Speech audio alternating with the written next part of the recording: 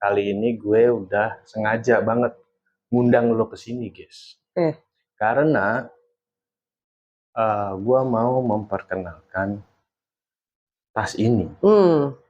Nah, tas ini ya buatannya Stufo, yang ini adalah dibuat dari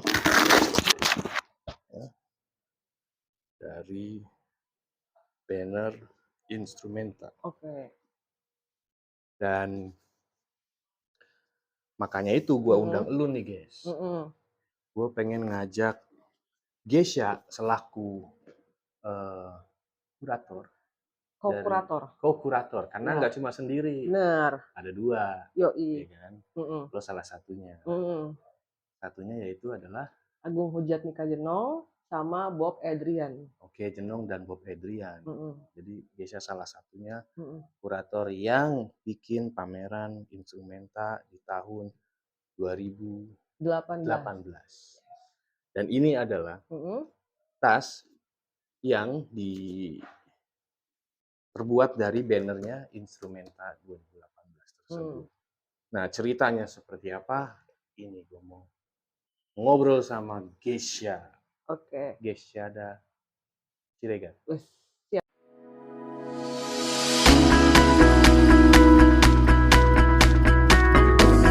Terima kasih sebelumnya, karena ini pamerannya udah cukup lama ya, mungkin udah 4 tahun yang lalu. Jadi ini akan nge-recall banyak hal waktu ngerjain pameran ini. Jadi Instrumenta itu festival seni media internasional yang diinisiasi oleh Kementerian Pendidikan dan Kebudayaan Indonesia, karena pada saat itu masih ada subdivisi yang fokus pada seni media gitu. Jadi ada Pekan Seni Media yang nasional, kemudian ada yang skala internasional. Waktu itu yang pertama kali mengajak tuh Mas Agung Hujatnika Jenong, atau nanti gue akan sebut sebagai Mas Jenong, terus mengajak gue dan Bob untuk mengkuratori pameran ini. Waktu itu karena ngomongin seputar seni media dan juga pengen pendekatan yang lebih semi populer, tapi juga tetap ada penekanan sama si teknologi medianya, kita ngangkat tentang gagasan besarnya permainan. Tentang permainan dan game. Jadi akhirnya tajuknya waktu itu sandbox.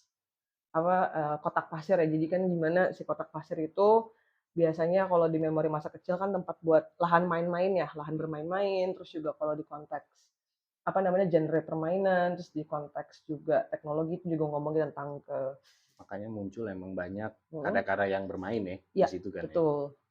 Gitu. Siapa aja tuh Pak senimannya? Waktu itu nih hitung satu-satu ya. Senimannya ada Darmawan dari Jakarta, Aditya Pramono dari Jakarta, Akihiko Taniguchi dari Jepang, terus ada Alan Kwan dari Hong Kong, China/United States, terus ada dari Aresi Saseria dari Bandung, terus ada Bagaswaro Aryanintias dari Jakarta, Bandu Darmawan dari Bandung, Bandung Grahita X Rejeki Pagi dari Bandung, terus ada Bayu Pratama X Kumara Game Studio dari Bandung, karena kita juga akhirnya ngajak selain misalkan seniman seni media, memang komunitas-komunitas yang fokus pada pembuatan game. Jadi makanya ada Kumara Game Studio ini. Terus ada divisi X62, X Evan Storm dan Al Imran Karin dari Jakarta. Ada Evi Nila Dewi dari Yogyakarta, Hardiman Rajab dari Jakarta, Jess Johnson dan Simon Ward dari New Zealand, Selandia Baru dan United States. Ada Julian Abraham Togar dari Medan. Terus kemudian ada Mahesa Elmedia X Niken Dayu dari Jakarta, Muhammad Hasrul dari Jakarta juga. Terus ada Kusno Derajat X Riko Prasetyo dari Bogor X Jakarta. Terus kemudian ada Mujiken Game Studio dari Surabaya, sama Game Studio juga. Terus ada Ryota Kubo dari Jepang, Sarana dari Samarinda, Torajiro Aida dari Jepang, Toyo Dolana Nuklir dari Surabaya, terus ada Rasul dari Jakarta, Universe Baldoza dari Manila, Filipina, terus Uvisual dari Bandung, dan Zaini Alif dan komunitas Hong dari Bandung. Itu komunitas yang fokus pada permainan tradisional. Jadi kalau di sini secara komposisi kurasi kita mikirin satu yang memang fokus ngulik game, baik yang dari tradisional, dari board game, dari juga game digital ya, Iya. yang di komputer, tapi juga kita ngajak sama beberapa seniman seni media yang punya keragaman macem-macem dari, berbagai generasi juga. Ada yang kayak misalkan generasi, lama banget kayak Hardiman Rajab gitu kan, yang memang terkenal dengan Ya. koper-kopernya, kinetik, tapi juga ada misalkan seniman-seniman yang main dengan Arduino, pemrograman seperti kayak ada Hasrul sama Areski Sasaria, terus juga ada seniman, fotografi yang waktu itu dia memotret tentang warnet yang masih ada di Jawa gitu. Terus kemudian juga selain Penting-penting semua tuh Heeh, senimannya. yoi. Ada juga yang misalnya bikin virtual reality Iya. dari U-Visual sama Dias Johnson dan Simon Ward ini. Terus kemudian ada yang misalnya, aspeknya tuh lebih simbolik atau puitis. Misalkan Toyo Dolanan Nuklir, karyanya tuh ngomongin Shirathol Mustaqim, instalasinya, karena bagi dia itu permainan sesungguhnya menurut Al-Quran. Kalau jatuh, kalah, masuk neraka, Permainan kalau dapet sesungguhnya. poin masuk pahala, terus ke surga. Jadi, apa ya, jadi bisa permainan secara gagasan, bisa permainan yang ada di media populer ataupun tradisional, tapi juga, misalkan permainan secara artistik juga. Misalkan waktu itu, kita ngajak ngobrol, Divisi 62 yang memang kelompok seniman media Jakarta yang tertarik sama sejarah Indonesia, dan kita bikin satu fokus untuk mengangkat figur Danarto, almarhum salah satu seniman Indonesia penting yang karya-karyanya tuh banyak mempermainkan konsep-konsep seni. Misalkan dia bikin pameran isinya kanvas kosong. Hmm. Jadi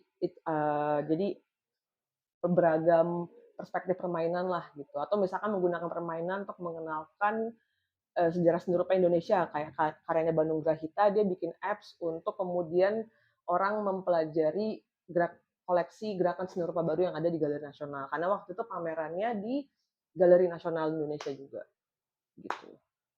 Oke. Ini pamerannya di Galeri Nasional. Mm-mm. Gue ingat ada satu yang mencuri perhatian gue waktu itu tuh Mm-mm.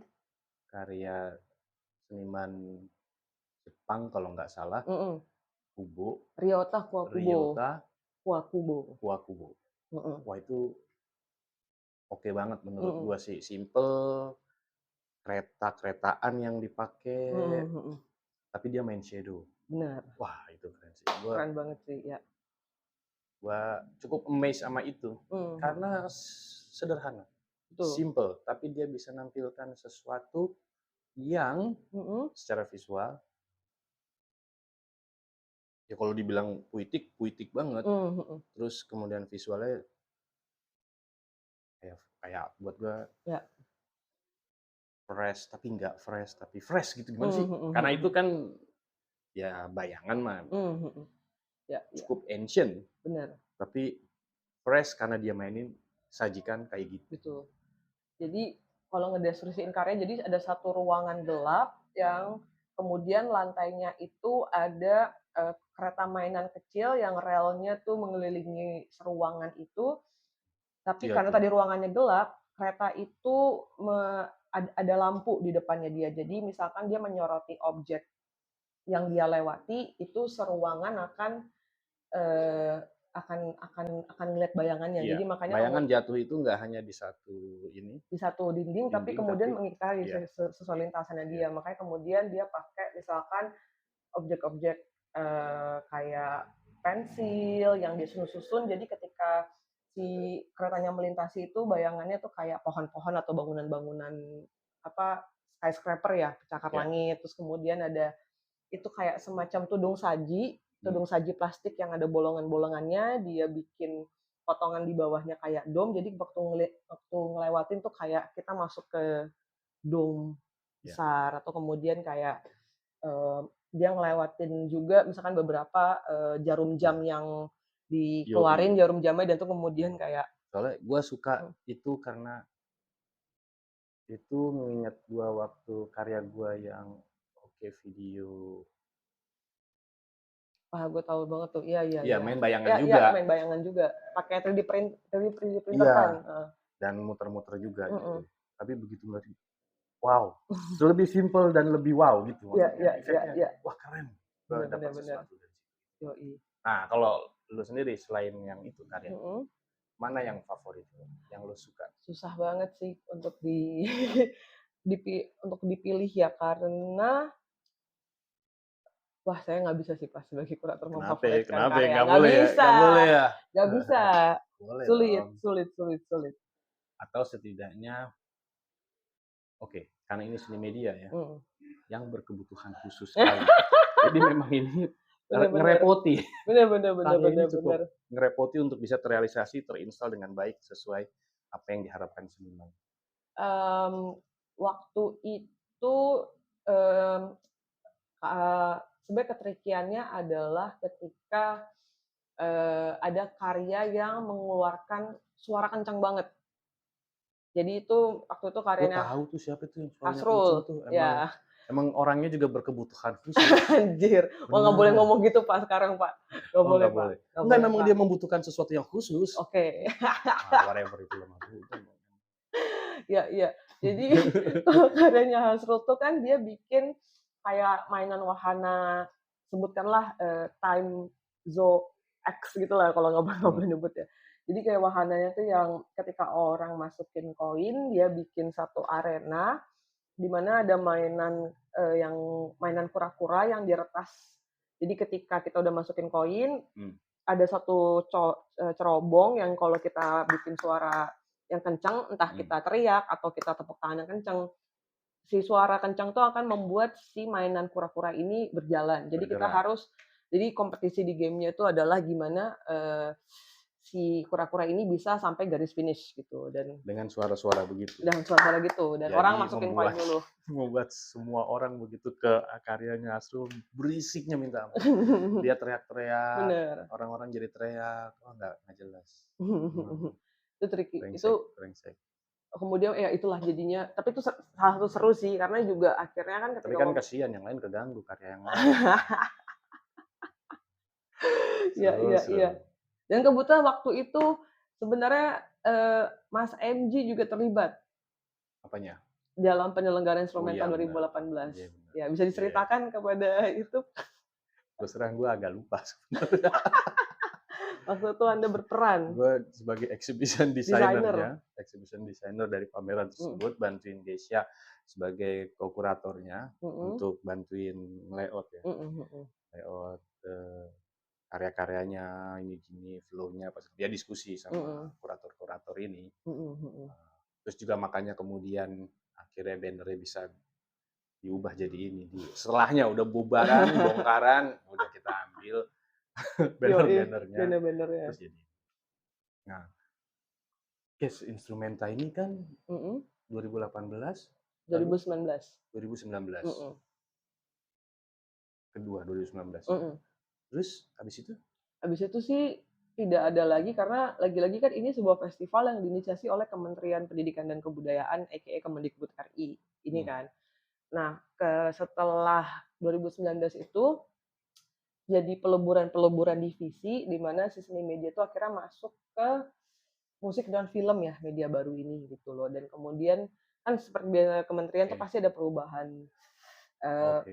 penganggaran, perubahan prioritas juga atau Hmm. kemudian kayak ketika pun dilebur-leburkan, misalkan pengertian media baru itu seperti apa nih gitu loh. Kalau buat kita kan misalkan seni media baru itu seni yang seperti ini kan, yang Hmm. menggunakan teknologi, terus disajikan di ruang pamer misalkan. Tapi misalkan kalau berapa kali ngobrol bagi mereka kadang media baru tuh kayak, website, sosial media, gitu. Jadi Oke. punya punya pandangan yang berbeda gitu loh dan akhirnya kan karena ini jatuhnya inisiasi dari sana dan apa yang lagi mau mereka cari gitu loh atau mereka utamakan lah dalam programnya, tentu ini kan ngikutin dari sana gitu, Pak. Walaupun habis itu ada pameran-pameran kecil juga tetap kayak misalkan dulu kita bikin, pameran pancaran citra lokal Ya. di Selasar Sunario Hmm. dari Kemendikbud yang kebetulan Bapak juga hadir sebagai seniman Oh iya. di sana, Oh iya benar. di Oh itu lanjutan dari instrumenta? nggak lanjutan juga, cuman Enggak juga. akhirnya karena kemudian tentu kan kalau festival seni media skala internasional, terus juga dengan karya yang kayak gini kan, tentu, skalanya beda ya gitu. Mhm, Akhirnya ketika si divisi ini dilebur, masuk bersama musik dan film, mhm, tentu akhirnya skalanya, mungkin nggak digagas lagi akhirnya dan waktu itu kan juga sebenarnya kendala pandemi tuh, Pak. mhm. Karena pandemi akhirnya makanya, disiasati dengan, oke kita cari yang PPK kotanya masih, memungkinkan untuk diselenggarakan dengan protokol Oh, kesehatan Bandung segala macam. Bandung memungkinkan ya? Bandung memungkinkan, itu kan juga setelah Oke, perubahan-perubahan tadinya mau di JCC, nggak bisa, ya. akhirnya disiasati di sanalah gitu kan, akhirnya untuk menyelenggarakan si Pancaran Citra Lokal ini bersama Kemendikbud. Tapi tentu habis ini sih sebenarnya tergantung lagi di prioritas si pemerintahnya ini gitu loh. Oh, berarti lanjutan itu pancaran Mhm, sinar citra lokal, citra lokal heeh. itu belum ada kelanjutannya lagi? Yang saya tahu sih, itu juga maksudnya bukan suatu pameran yang diniatkan berkelanjutan sih, Oh, Pak. Itu gitu. emang kayak Ya, kemudian waktu itu kan sebenarnya gagasannya juga dari Pak Andre ya, tuh Bagus ya, Andre, yang dulu mantan kepala Galnas, ya. kemudian dia jadi kepalanya waktu itu Seni Media, yang Oh, sebenarnya oke. dia juga cerita terinspirasi dari Oke Video, yang dulu pernah berapa kali Wah, terjadi di Galeri Nasional di masa kepemimpinannya dia. oke Jadi video, kemudian bener. ke video nggak ada dan dia rasa penting nih untuk ada pameran kayak gini lagi, makanya ketika dia masih bisa menjabat di situ, bisa diprogramkan gitu kan. Tapi kan setelah karena peleburan itu tentu ada negosiasi-negosiasi ya, akhirnya mungkin skalanya dan juga karena pandemi ya harus diadaptasikan gitu. Oke, Itu sih, Pak. mantap. Sip. Jadi Mhm. inilah ceritanya. Pameran yang mungkin tidak ada Cerita dari tas ini itu seperti yang sudah diceritakan panjang ya ya, lebar oleh Ibu Gesyada iya Siregar. Terima kasih. begitu. Ini bersejarah nih berarti nih karena Oh, masih banyak, yang lain banyak bersejarahnya. Oke, yoi video yang tadi barusan lo sebut yoi. dan itu merupakan momen penting, kita akan ceritakan di yang berikutnya.